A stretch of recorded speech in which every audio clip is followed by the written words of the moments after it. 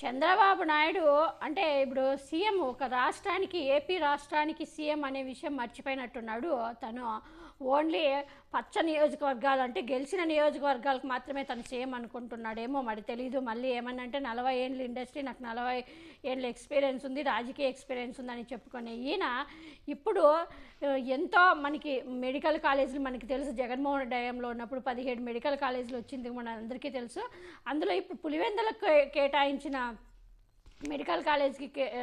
మెడికల్కి సంబంధించిన సీట్లు వెనక్కి తీసుకోండి అంటూ కూడా ఏకంగా ఎన్ఎంసీకి లేఖ రాశాడంటే చంద్రబాబు నాయుడు సర్కారు. ఇది అంతా అసలు ఎంత అంటే మెడికల్ కాలేజీలు మాకు వద్దు, రద్దు చేయండి, పులివెందులకి మెడికల్ కాలేజ్ వద్దు అంటూ కూడా లేఖ రాయడం అనేది చూస్తూ ఉంటే చంద్రబాబు నాయుడు ఎంత దిగజారంటే అభివృద్ధి అంటే మరి ఇదేనా ఏమైనా అంటే నేనున్నప్పుడే పెట్టుబడులు వస్తాయి, నేనున్నప్పుడే అంత అభివృద్ధి అంతా జరుగుతుందని చెప్పుకునే చంద్రబాబు నాయుడు మరి దీన్ని ఎలా మరి ఏకంగా ఎన్ఎంసీకి లేఖ రాయడం ఇప్పుడు పెద్ద విమర్శలకు దారి తీస్తుంది. మరి ఈ ఏడాది అసలు ఈ సంవత్సరము పులివెందుల వైద్య కళాశాలకు 50 సీట్లు కేటాయిస్తూ అనుమతులు మంజూరు చేసిన ఎన్ఎంసీ మెడికల్ కాలేజీలను ప్రైవేట్ పరం చేసేందుకు బాబు సర్కార్ మొగ్గు చూపుతూ ఉంది. కక్షపూరితంగా వ్యవహరిస్తూ విద్యార్థులు అన్యాయం చేసేందుకే సిద్ధంగా ఉన్న మెడికల్ కాలేజీలు మాకు వద్దంటూ కాలేజీలకి అంటే విద్యార్థులకు అన్యాయం చేస్తూ ఇది